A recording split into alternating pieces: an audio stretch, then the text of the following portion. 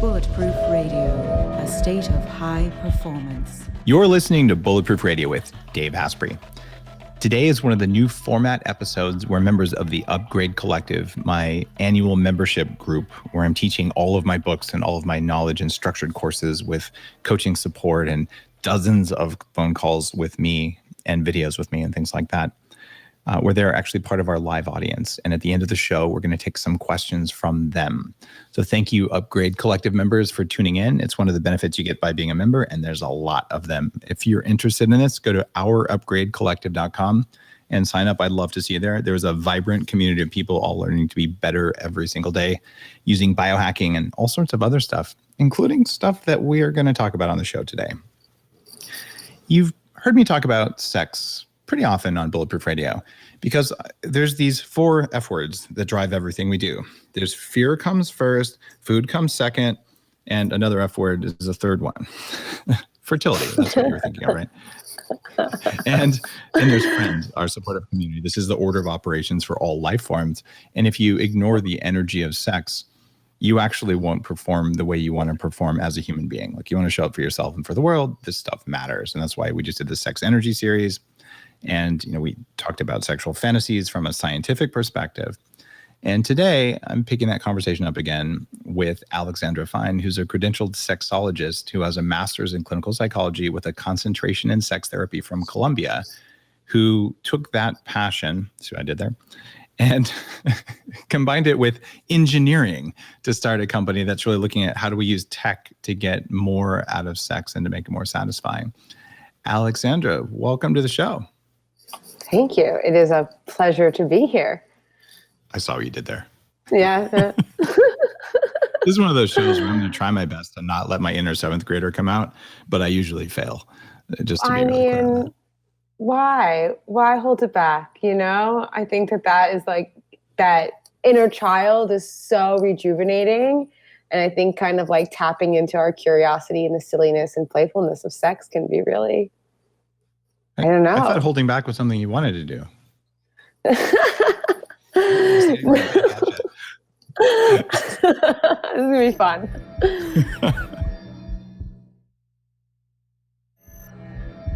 I guess the question I have is, okay, you are, in addition to very well educated, you talk about something called the pleasure gap, which we're going to get into, but you also said, all right, I'm going to go out and partner with a woman engineer, and we're going to make meticulously designed technology to improve sex pleasure. But I've talked to other people who are like, toys, maybe, they're not going to do everything you want to do because they focus pleasure in the wrong place or because you become reliant and all that stuff. Why did you go in the direction of tech with all the things you could have done given the knowledge you have? Yeah, well, first of all, I think for any issue that you have, tackling it holistically is really important.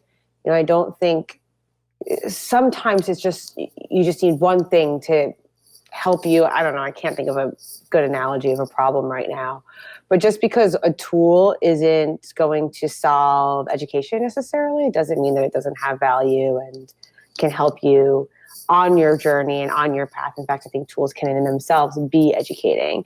So I think for me, especially because I wanted to be a sex therapist for a long time, I have my master's in clinical psychology.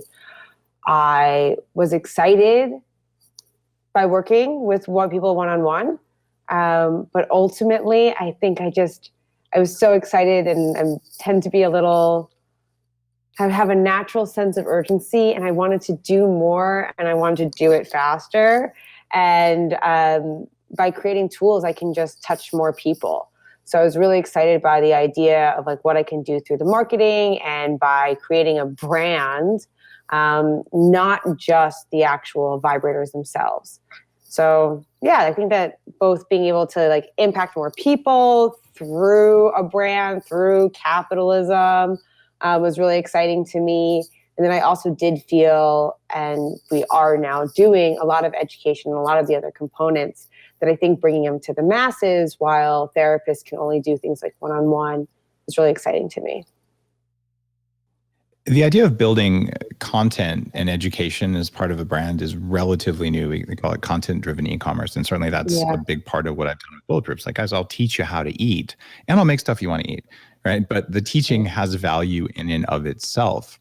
And you've done some pretty crazy stuff. I mean, you're on the Forbes 30 under 30. You were the first sex toy allowed on Kickstarter, which is a really hard thing to do because, see what I did there? Because lots of people have been trying to do it forever, but they could never get away with it for some reason. What did you do to get Kickstarter to say, oh, this is actually like a high class product? Like, how did you do that? Because that's business-wise a very difficult bar. Yeah. So we had a brand at the time. So we were already selling products. We had a website.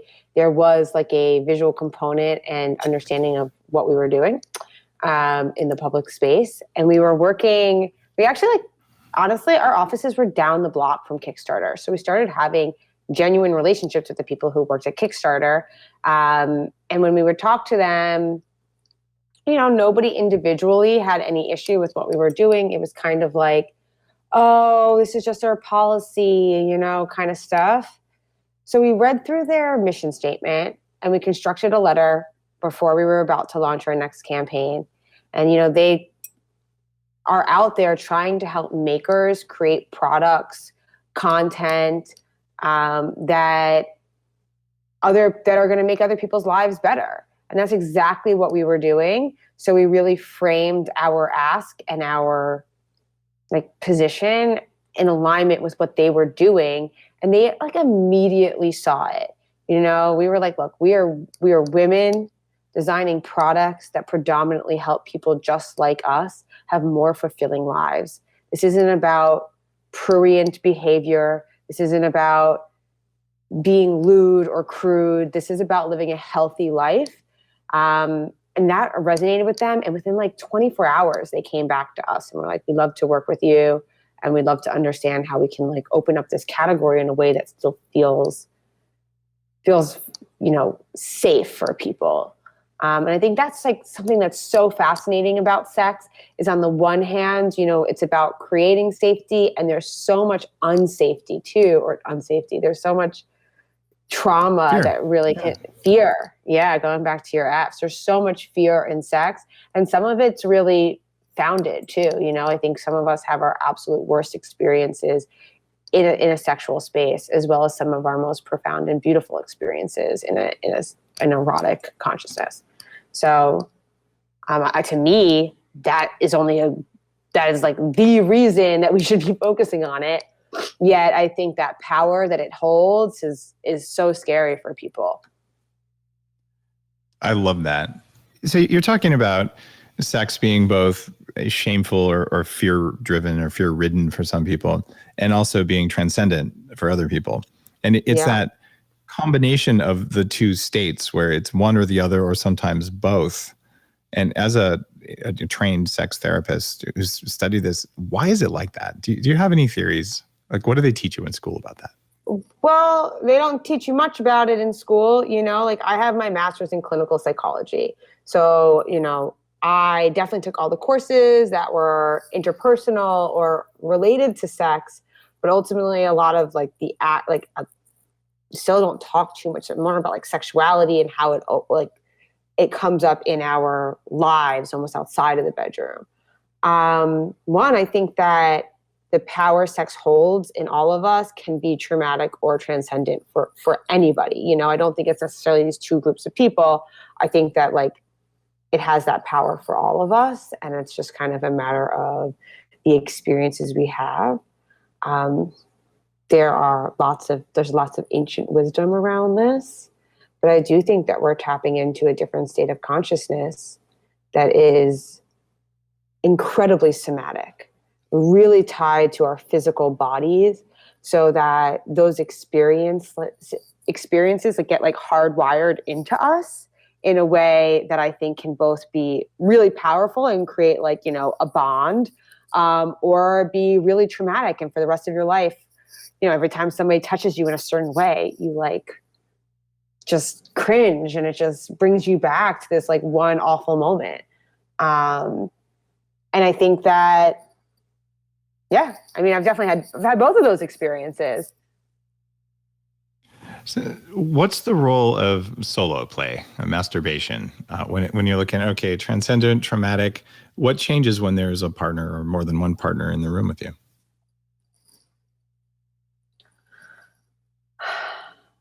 It's a great question. So much changes, of course. Like it is, I think they're both really important. I think they both have their roles. I think it's very much like dancing alone or dancing with a partner. I think that you of course can really experience this rise of energy within you on your own and find a lot of healing and understanding and education about your body. But to be able to pass that energy back and forth between you and somebody else is, I think, a very cool experience that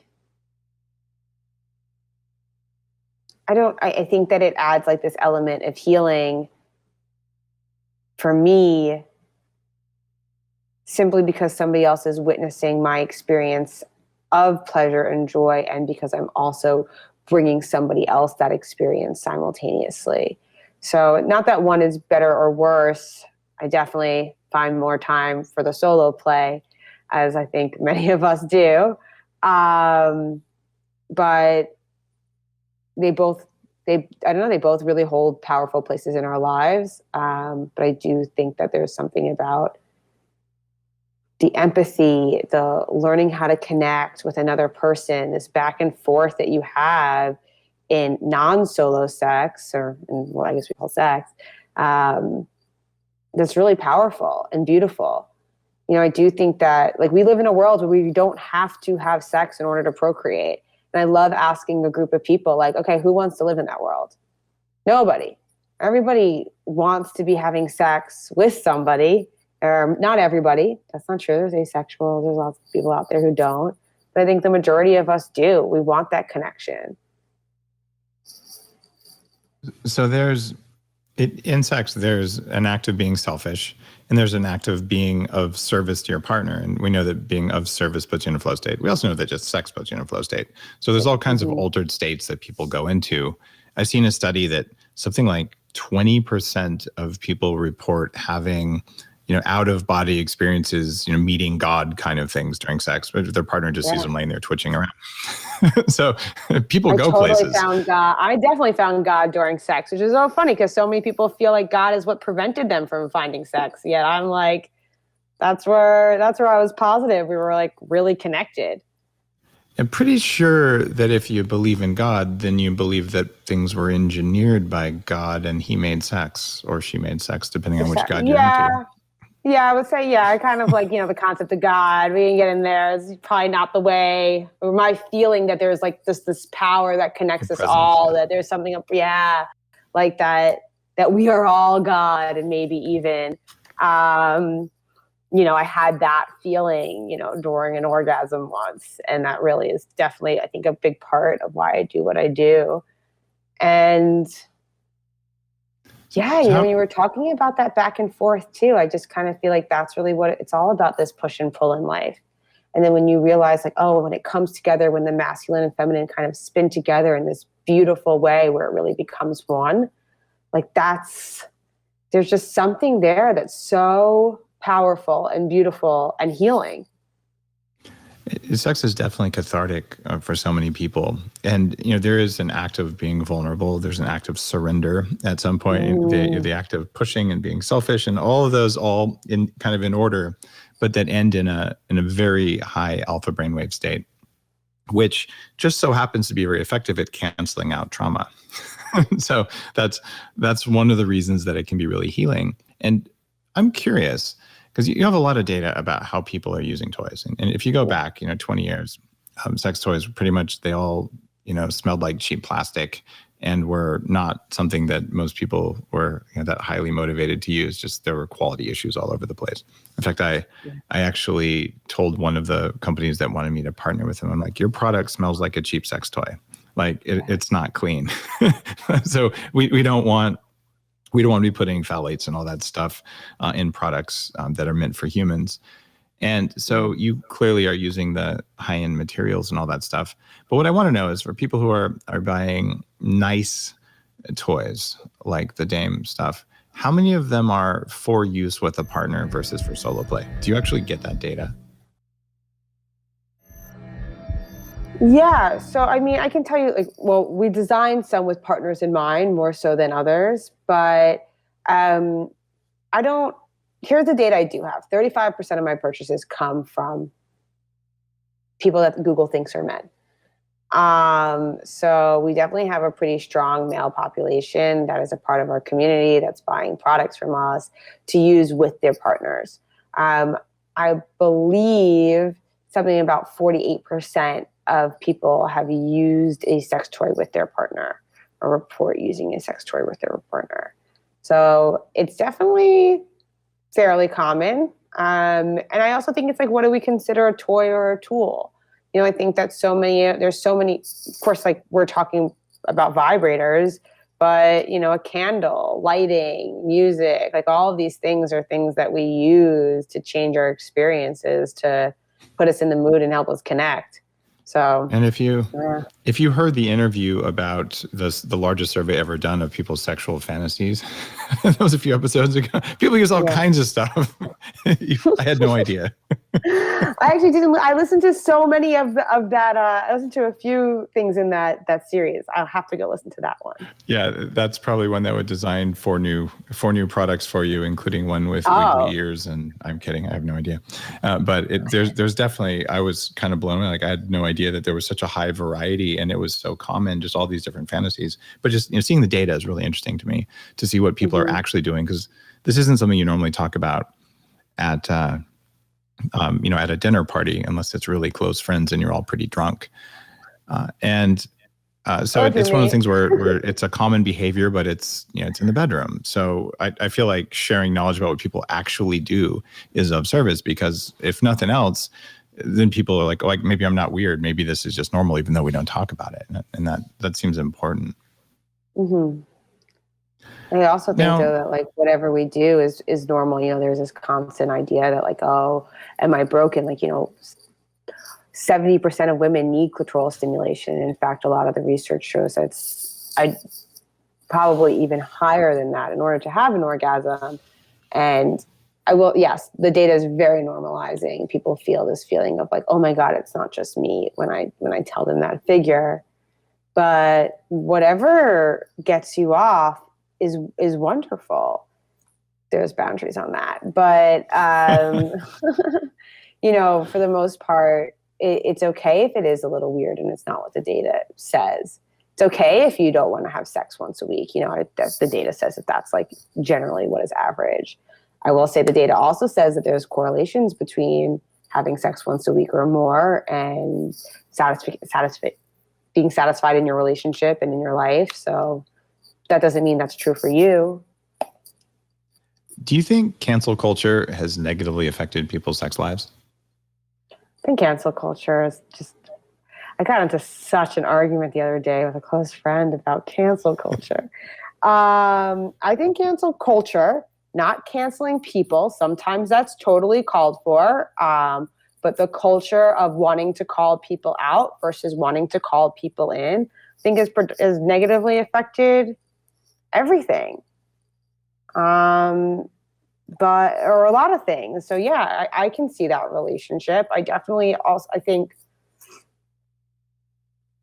that there's definitely, as we're going through this big societal shift that I think is really beautiful and cool, and I'm excited to see, there's also some confusion around how, I think Me Too has made a lot of men really afraid to initiate sexual experiences. And women also are like, do I want this? Do I not want this? Do I consent? Do I not consent? And I think that these are really important questions that we should be asking ourselves. I do also think that they're so important that we're asking ourselves this question. It also is definitely like creating a barrier. Like it's okay to hit a boundary. It's okay to have an experience that you don't love at the end. It's okay to do something and then say, oh, you know what? Take your finger out of my butt. Turns out I don't like that. Like I learned that now. It doesn't mean that something bad happened or that it's inherently traumatizing. It's like okay to have experiences that we don't like and to learn from them. The way I grew up, it's like one of the two partners would generally say, let's go have sex or do whatever. And the other one says yes or no. And it was always okay to ask. But I wouldn't want to be dating if I was 20 right now. I have no idea how I would be able to deal with that. That seems like normal behavior to me. Yeah. Yeah, no, and I mean, like, that is normal behavior. I do think that, it's really just about learning how to read each other's body languages. And, there's so much information around it that information can almost like stop you from just listening to your body and like listening to this other person's body and connecting in a really like authentic way. That being said, like, these are great conversations, like so many women, including myself, were sexually assaulted. And maybe if, it is so much easier for me even just to say that sentence now than it was in 2010. So yeah, because we've removed a lot of the shame from it just by acknowledging that it happens. And, just sexual assault is a bad thing. and the guys who don't participate in it, honestly, there's no way that we'd know about it unless a woman told us it was happening, right? Because if it's a secret, it's a secret. And so I'm intrigued though, because when we move past that and we're talking about just normal relationship initiation and things like that, you documented something called a pleasure gap. Yeah. Can you talk about what that is? Women are 4 times more likely than men to say sex has been not at all pleasurable in the past year. Yeah, I mean, like, I think the reason why we really focus on pleasure over orgasm is because I think that orgasm isn't the only way of understanding pleasure. Fair point. Yeah, I think I would argue it's a fairly male-centric way of understanding pleasure, but that was an argument. No, I've seen a few women orgasm in my day. They seem to like it. No, they orgasm, and in fact, they can orgasm a lot more too. So just because they had an orgasm doesn't even mean that it was good sex for them. Their subjective experience of pleasure is different. And to just measure it whether or not you had an orgasm can be a little binary or reductive of our experience of pleasure. That being said, men are twice as likely to orgasm during a sexual experience than a woman. So, and I'm also being very binary in my male woman language here, but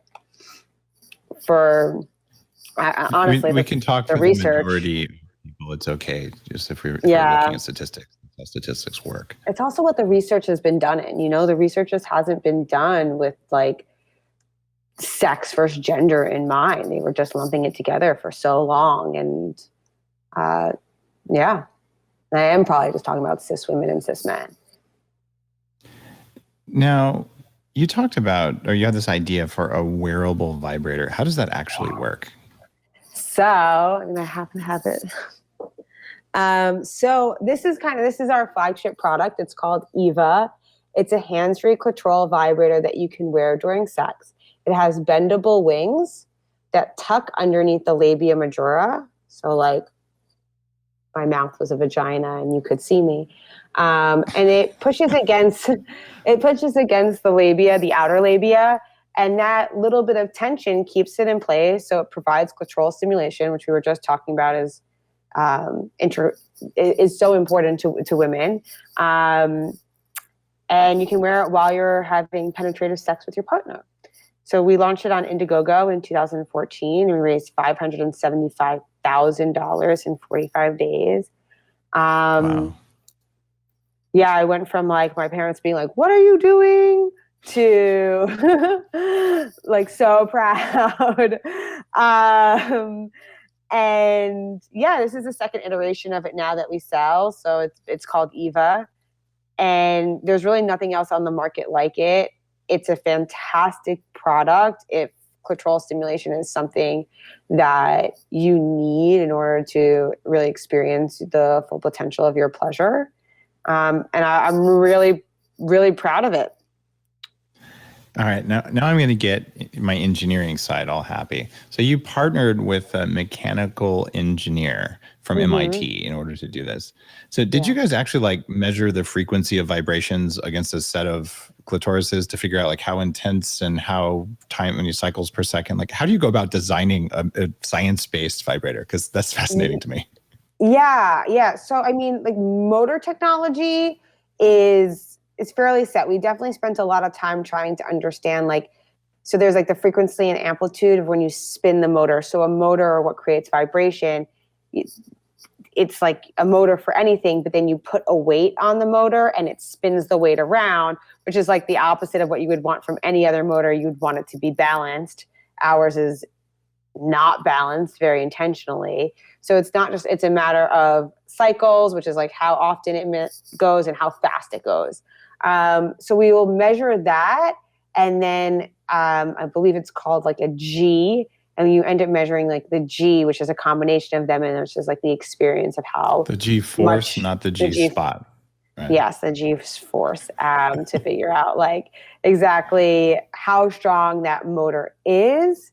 But for us, like I would say a lot of the engineering kind of went into the wings and getting this product to stay in place. It was a little bit more of a mechanical engineering feat than it was necessarily the motor. Motor technologies, we've continued to explore them as we've expanded our line to figure out like what motors do people like the most. I can tell you that like in my experience, whatever product you have, after you use it for a little bit, they're going to wish that it was a little bit stronger. Kind of, so people wanted more strength there. You mentioned definitely, I mean, you're going to use your own company's products, just like I drink Bulletproof coffee all the time. But you mentioned your parents were like, what are you doing here? But you actually hired your mom as a product tester, right? What was that like? Yeah. I actually did also hire and fire my mom, but my mom was a product tester. She, the quote I like to tell people is she said, well, if your daughter makes apple pie, you try the apple pie. So shout out to my mom.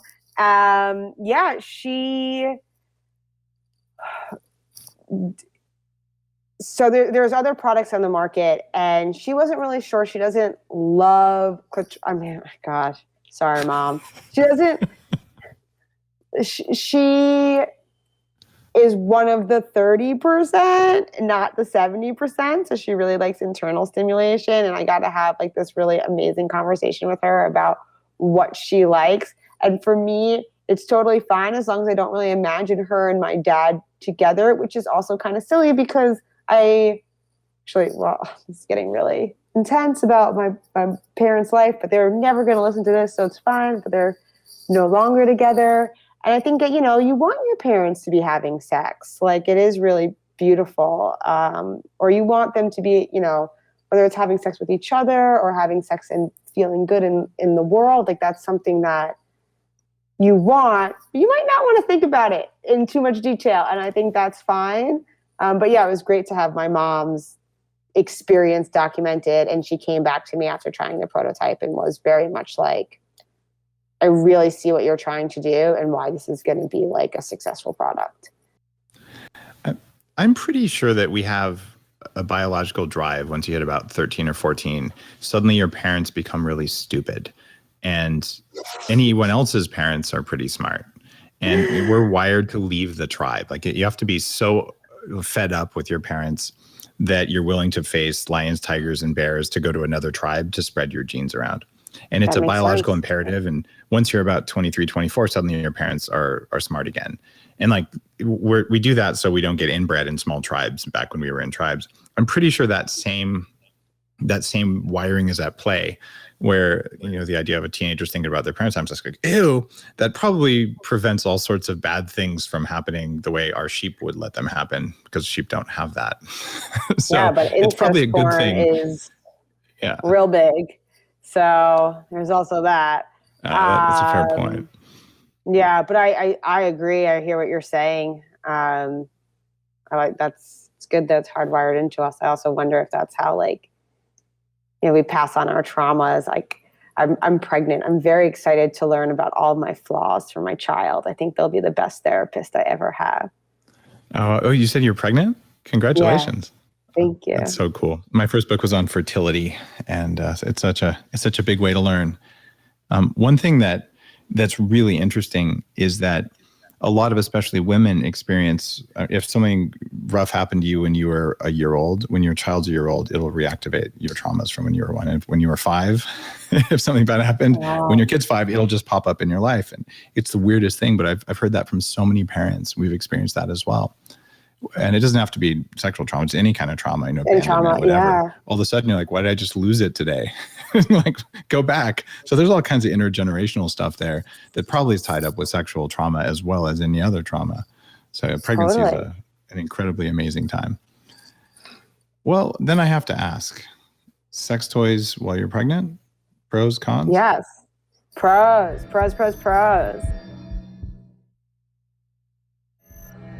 Sex toys while you're pregnant? Pros, cons? Yes. Pros. I think that sex can be a little bit, well, one, everybody experiences their own changes in their sexuality, in their libido, in their physical experience of sex while they're pregnant. I do think that it can be a little bit more uncomfortable. It can be harder to do certain positions.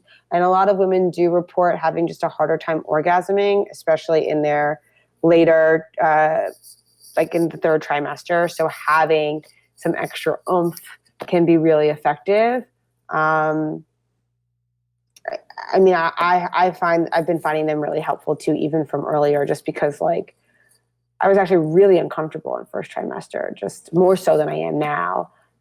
So not wanting to do certain positions and being able to kind of rely on something extra was really helpful for me and my partner to stay connected and still feel good.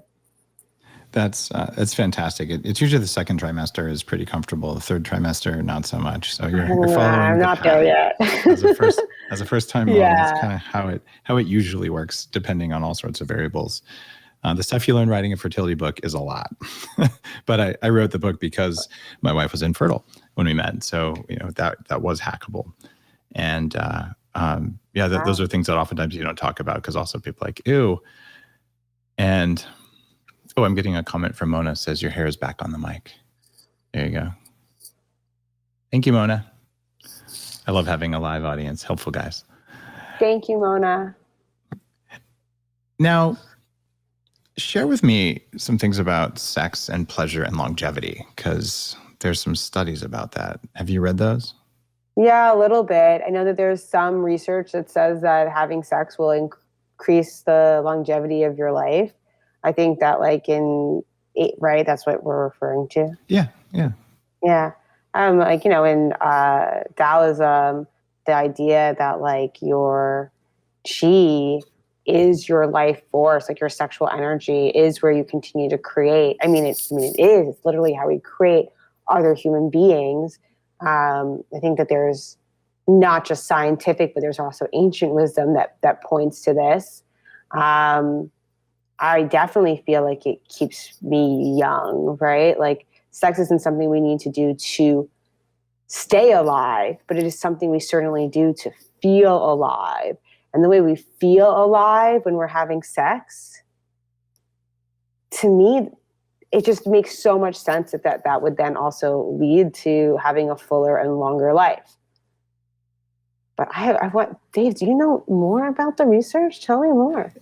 I've looked at it a lot, and the Taoists, and I love that you bring this up, they say for men, there's an equation, and it's age in years minus 7 divided by 4. And don't ejaculate more often than that number of days if you want to maintain your health. And if you want to live a long time, just ejaculate once a month or less, and keep your male orgasm to less than an hour. And so I'm like, I have to disprove this, of course. So I spent a year following those rules and testing my daily happiness, and discovered, yes, there is an orgasm hangover for men. But the Taoists would write for women that they walk away undiminished. Like it actually builds chi for women to have pleasure and orgasms. And for guys, it is depleting of chi. It doesn't mean you shouldn't have sex a lot. You can build chi with sex. Force. Yeah. Right? Just don't quite finish. Don't quite finish. They also talk about being able to orgasm within. So you hold in your ejaculation. I don't know if you've been able to accomplish that.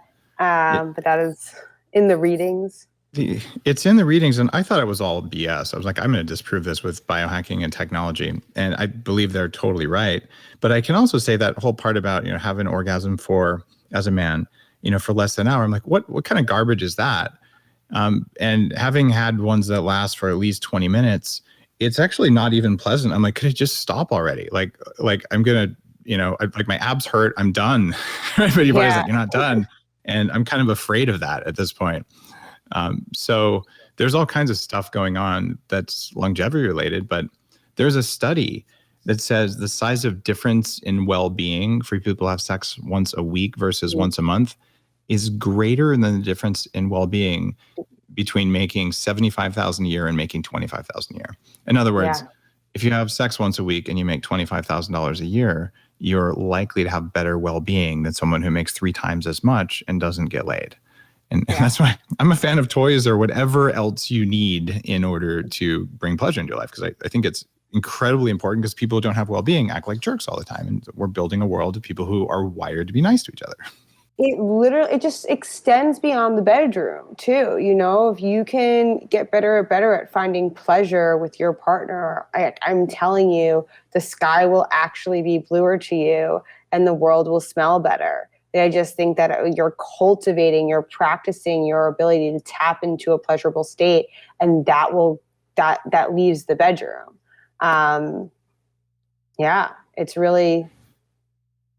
It's wild that we don't talk about it as part of as part of a wellness practice.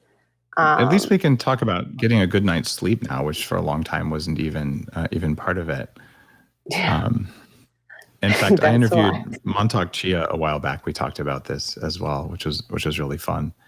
And something else that goes hand in hand with that. So if you're a guy listening to this and you're saying, all right, how could I possibly have sex and not have an orgasm or not ejaculate?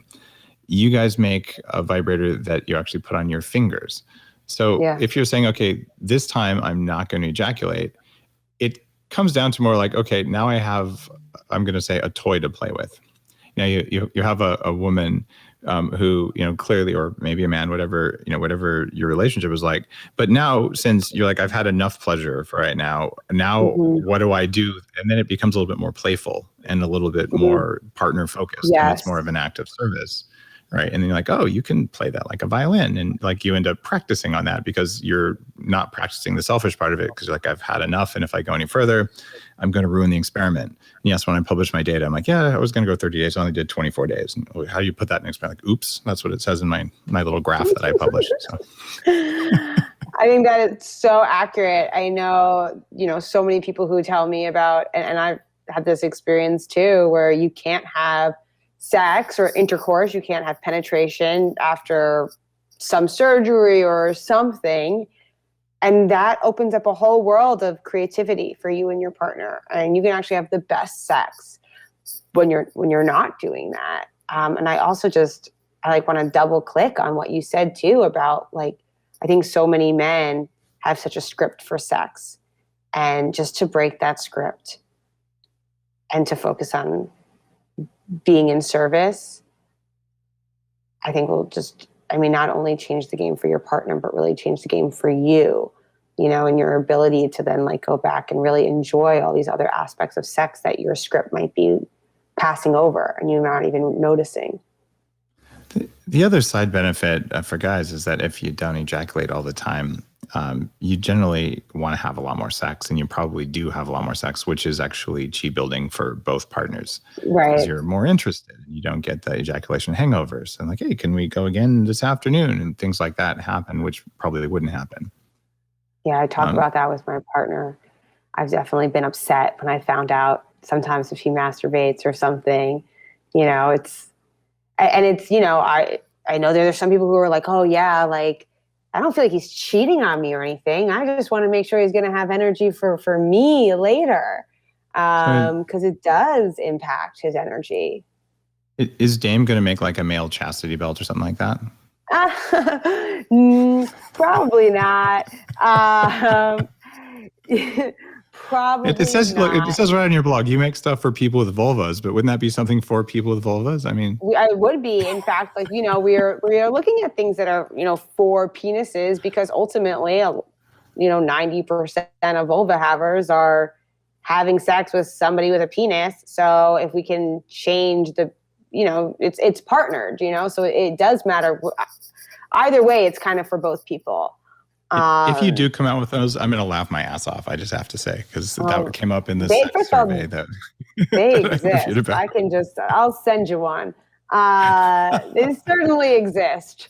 But we really, and to be honest, we're really focused on this, not necessarily because of the health or scientific backing, but we're focused on creating, sexual wellness products that squarely fit into this idea of what sexual health is, because so much of what I'm doing is trying to change a narrative. So while I personally believe that a lot of BDSM, kink, fantasy products I'm positive they're healing. It's amazing what kink can do and fantasy can do. But, I'm currently in a lawsuit with the MTA, which is a New York City subway system. And I'm happy to tell you more about what's going on there. Okay. So we worked with them for like 6 months. They said they would run advertisements for us. And then when we sent in our advertisements, which they had approved, we made them, we sent them rough drafts of what it would look like. They said this was fine. We sent them the actual assets at the end. And they said, we would not and would never work with any sexually oriented business. Meanwhile, they're running advertisements for Hims, Roman, erectile dysfunction medication. They're running advertisements for breast enhancement, products that use sex to sell other things. Wow, that doesn't seem right. It doesn't seem right. So we made a fuss. The fuss didn't really go anywhere. And, since the New York City subway system is a government agency, they actually have to be fair with their guidelines. A lot of private agencies, they can decide I'm going to work with you and not you for no reason except for the fact that I like you. Facebook could essentially do that, but the MTA can't. So we filed a lawsuit against them, and there is an element of just public perception of what is acceptable and what is not acceptable. And I think making things like a chastity belt or, handcuffs and spreader bars and all of these fun things that I think people should own really kind of does change how much we want to see it in the public sphere and how accessible it is to have the conversations. So it's definitely, that's why I will not make a chastity belt for you, Dave. I wasn't asking for me. I was just thinking it'd be a great product line, given what we're talking about. You really wanted it. No, I'm joking. I mean, for only if it's comfortable. I wouldn't want it to be itchy, as long as we can do that. Yeah. Now, there is a line there that's kind of getting blurred. So if you go back a long time ago, you go to the adult bookstore and no one would really talk about it. And there'd be, all sorts of weird, pervy people floating around, and there was a wall of toys that were all, crap, to be perfectly honest. Show in the back, potentially. Yeah. Yeah. And there may still be places like that, but I don't think there's that many of them, because there are people this can actually be clean and normal. So the line of acceptability over the last few decades really has shifted dramatically, from when it was in the 60s, and at least how I would imagine it was, to the point it is now. Where do you see it going though? 10 years from now, are we going to be all teledildonics and remote control everything? Is it going to slow down? Is it going to just reach a comfortable thing, or is it going to be spreader bars and all the other stuff you mentioned? I think D, all of the above. Okay. I do think that the category is changing. You can find our products in Urban Outfitters, Free People. We sell on Goop, Revolve. So we are in a lot of mainstream locations and are continuing to have conversations with mainstream retailers. And I do think that will continue, beauty pharmacy space will continue to accept us more and more and bring us in. I very much focus on making wellness tools. So for me, I don't want to bring a screen in. I don't want to do too much tech. We use technology to make simple toys that are intuitive, easy to use, they aren't necessarily the experience. Like there are toys out there that become the experience, which are super fun. And I think that those also really have a place, but we're really trying to focus on creating tools that help people connect better with themselves or with a partner. So that's what we're doing. I do think, though, that teledildonics are just going to change the sex worker game, too.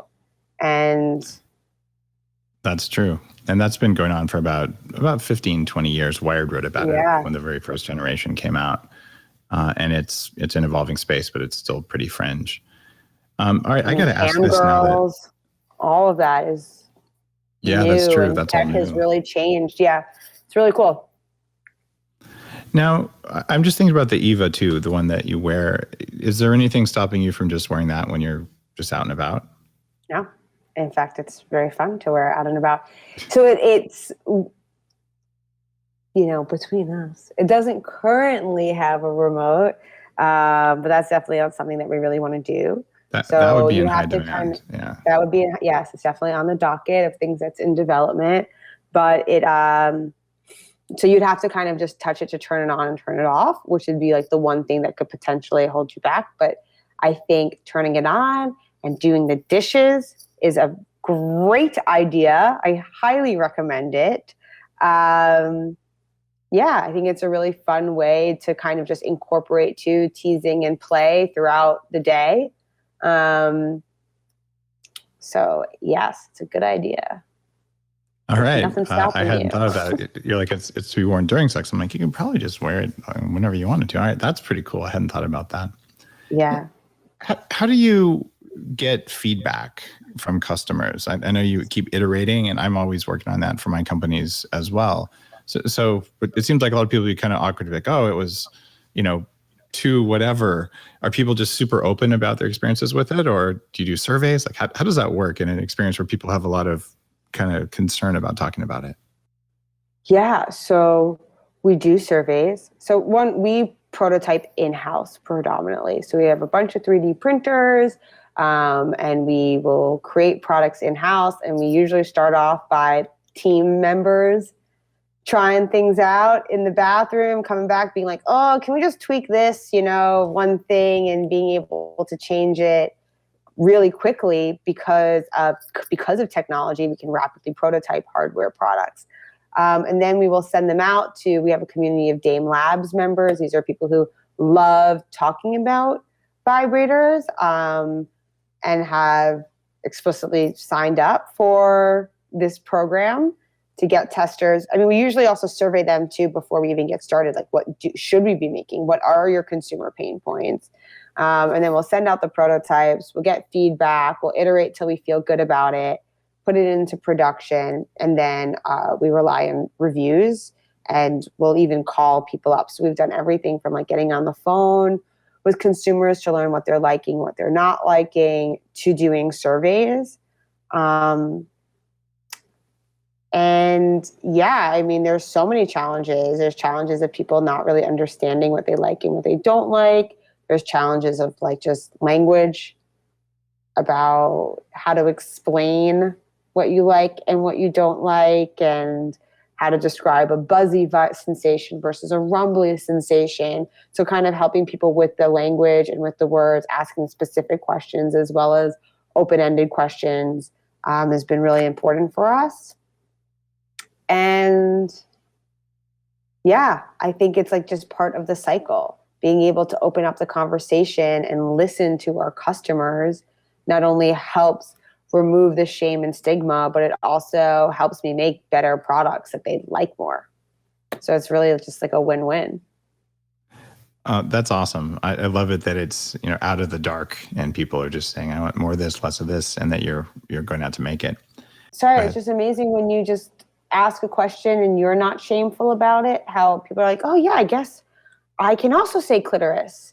And then we're both just saying clitoris and it's fine, just it's easy to remove the shame by leading without shame. I want to know if you would name your cat Clitoris.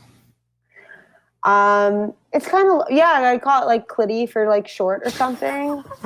Clitty Kitty. I like that. That works. You seem like someone who would have something funny in your house named after a body part. I don't know. Yeah. True? I mean, I don't yet. Maybe my kid, first one.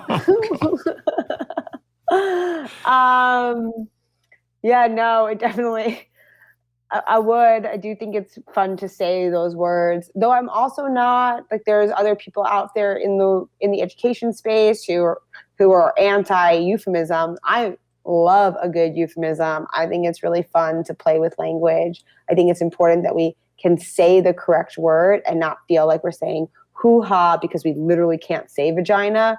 But if you can say vagina and you also like saying hoo-ha, that's fantastic.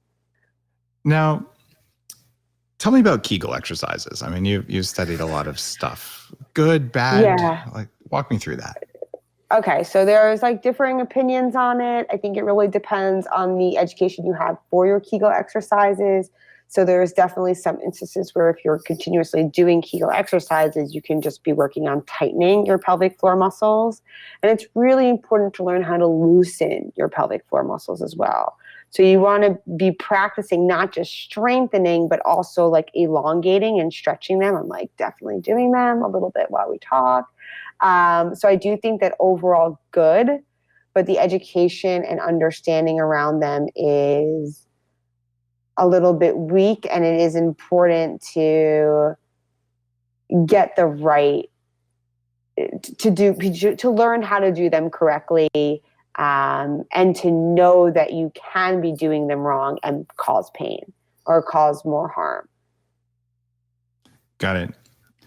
Definitely pelvic floor strength is an issue for men and women. When you have a strong pelvic floor, that's your I first think chakra. that's the other thing I forget. Your posture, right? Yeah, it's like your whole base is set on it. And I do always think I forget to talk about men too. I always think just about the pelvic floor for women, but really it's incredibly important for men as well. I have a very weird device. No, it's not an insertable. That is for building pelvic floor strength in men and women, that a friend of mine who's into Qigong told me I had to buy. And I'm thinking about sending it out in the next Dave Asprey box, because it's such a powerful thing. Like, I did this thing, it's 1 minute a day of this certain kind of squeezy exercise. And my posture straight, like, it was ridiculous. Like, your head moves back because you just got the bottom of your pelvis there, or your pelvic floor there. And of course, it's a bigger issue for women, especially post-pregnancy with sneeze peeing and all that. So there's all sorts of things that we're willing to talk about that no one would talk about 10 years ago, which is really cool. But it seems like there's value for Kegels. It's just, like you said, with any exercise, you might want to do it right. Yeah, you just need to learn. But it's there's a lot of value there, and like you've already said, it's not just sexual value. Like, I think for so many of the things that we talk about when we're talking about sexual pleasure and sexual health, it goes beyond the bedroom.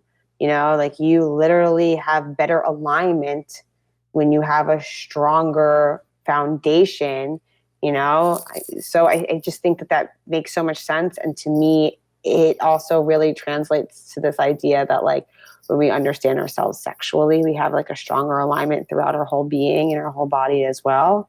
But I just might be being heady right now. I feel like I'm being heady with the right person. There you go. No euphemisms there. Yeah. No. I don't even realize I'm doing them. You're very good at catching the puns. They're not even intentional. My inner seventh grader is strong. And I don't think that's ever going to change. Wonderful. Now, I always ask guests who come on the show, like, shoot out a discount for listeners. And you were kind enough to do that. Dame Products, DAME products.com/Dave. You can get 15% off.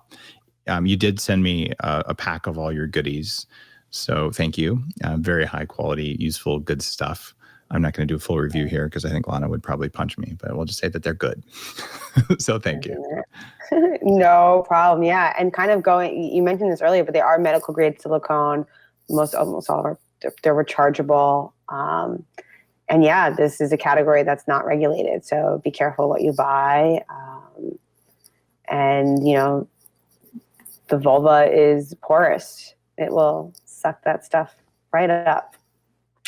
It will indeed. You have a couple questions from our Upgrade Collective members? I'm up for it. Okay, Diane, you want to come on and ask your upgrade question? Sure. Okay, so my question is, with the device that you guys were talking about that you had originally started on Indiegogo, which I think is a fabulous site, by the way. I've done a lot of backing on that, but not back then because I didn't know about it. Are you going to do an upgrade? And if so, will it be through that format or on your own particular website?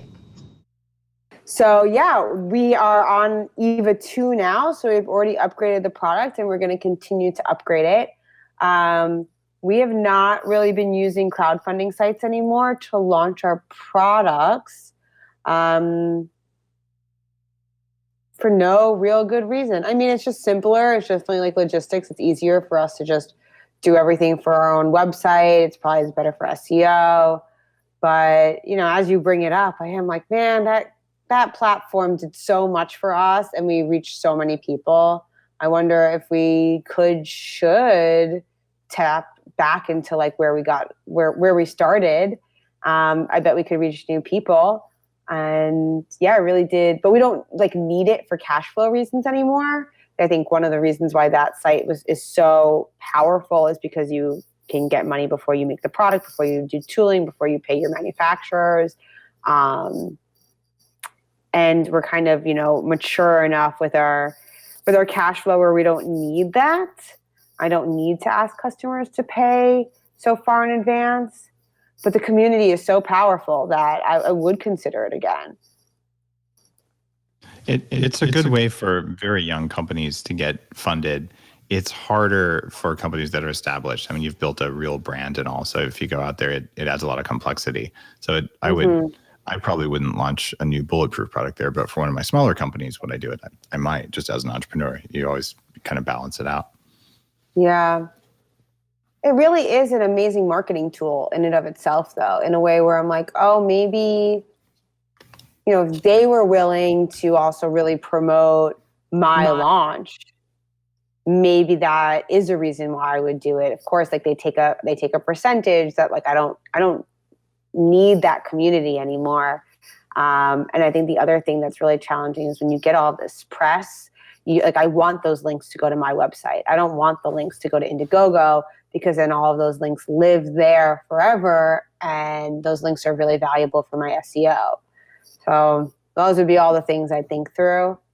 But I love Indiegogo. I also think crowdfunding for equity is a really fascinating and an exciting tool for the future, especially a way of democratizing like who I get to make money for. But now I'm kind of off the question and into La La Land. Into entrepreneur land. Yeah. Let's do another question from Brandon, and we'll just be quiet while we ask this question so we don't get an echo. Brandon was asking about various types of orgasms. You want to ask that one, Brandon? Yeah. So I know that your device was about a clitoral stimulation, and if I am correct, there are different types of orgasms, and there's the coveted. I know that a variety is probably good, but there's like the coveted whole body orgasm, which I got close to that nirvana.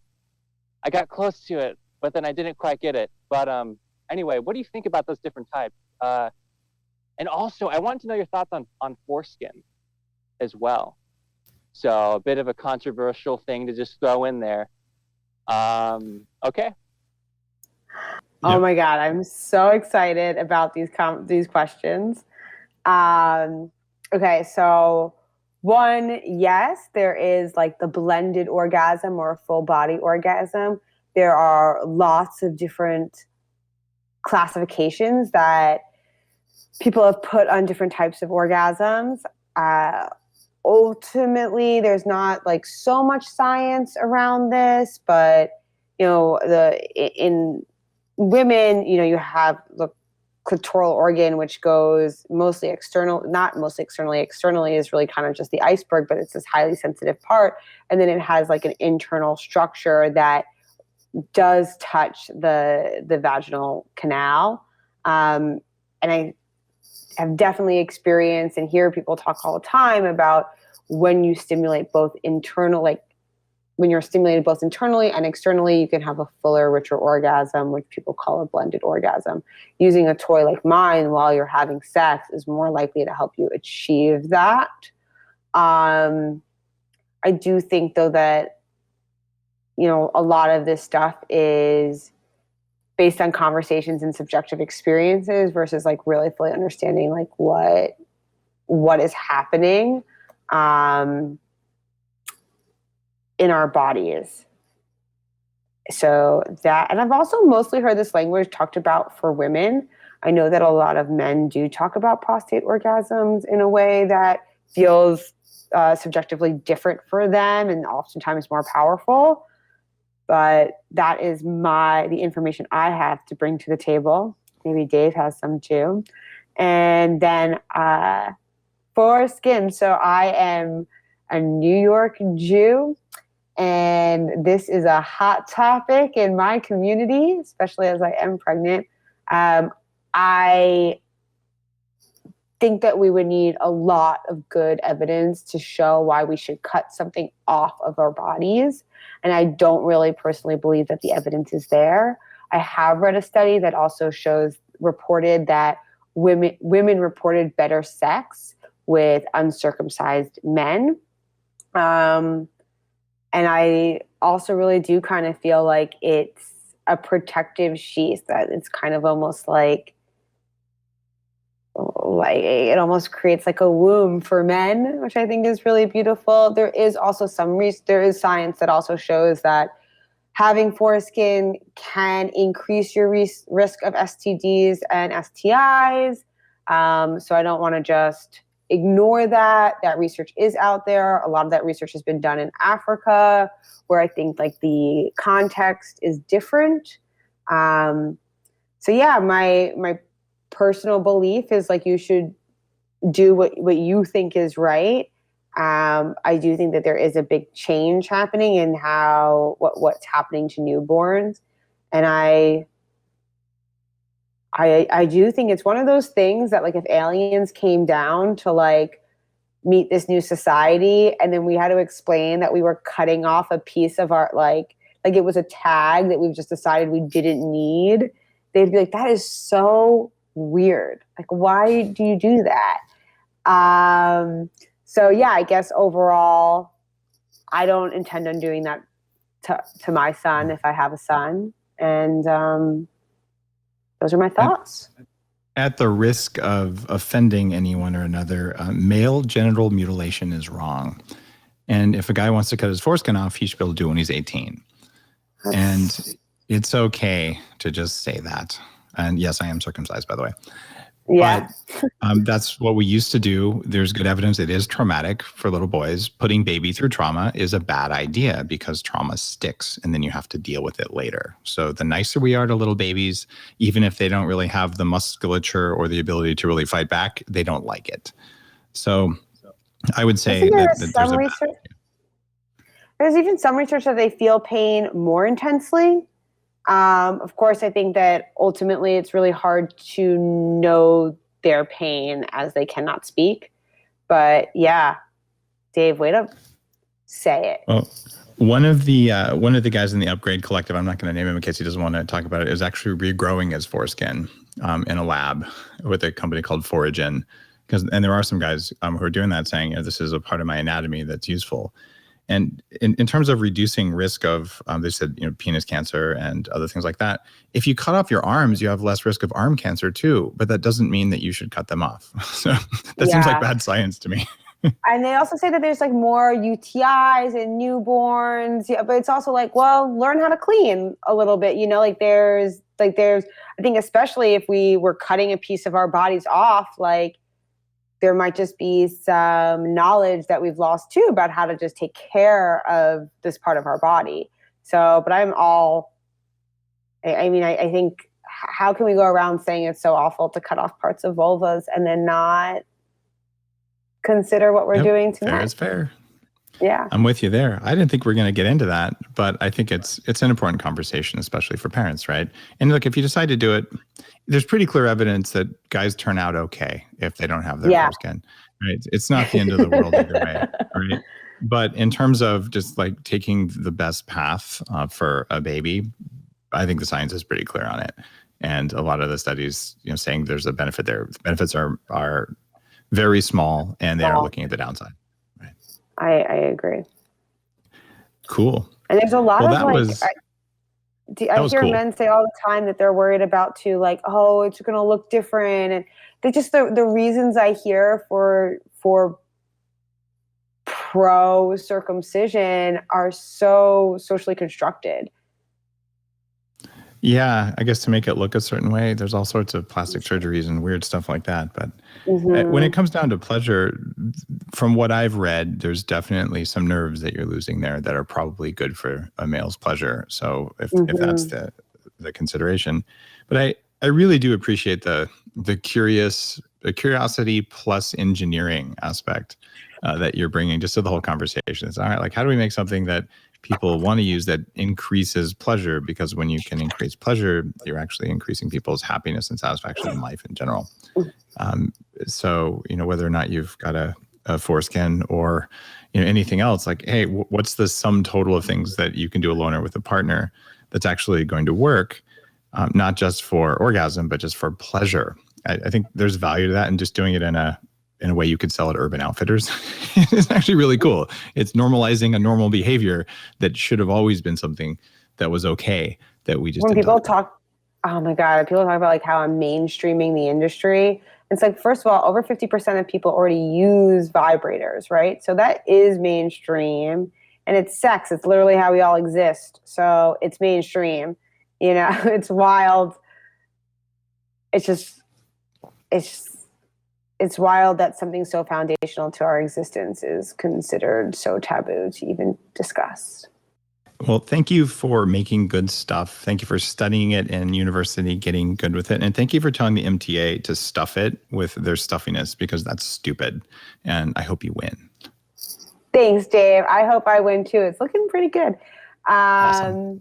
Yeah, thank you. I loved learning too here. So it was really fun for me as well. Cool. You guys got the code earlier, dameproducts.com/Dave, get 15% off. The wearable one can be a lot of fun. That's the Eva 2, right? That's its name? Yes, it's Eva. Okay, yeah. Eva 2. Full recommendation there. And thanks again. I hope you enjoyed the live questions. I'm really enjoying the Upgrade Collective. They're here on video, and I'm doing little side chats with them during this, and they're asking some good questions. So thanks, guys, from the Upgrade Collective.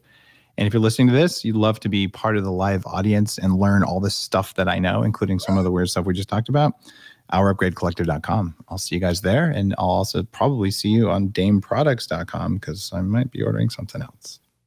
Woo-woo. Yeah, cool. Thank you. All right, much appreciated. Guys on Upgrade Collective, hang on for a second here. I'll take a couple of questions with you guys over video, but we'll end our official podcast first. All right, well, thanks. That was fun.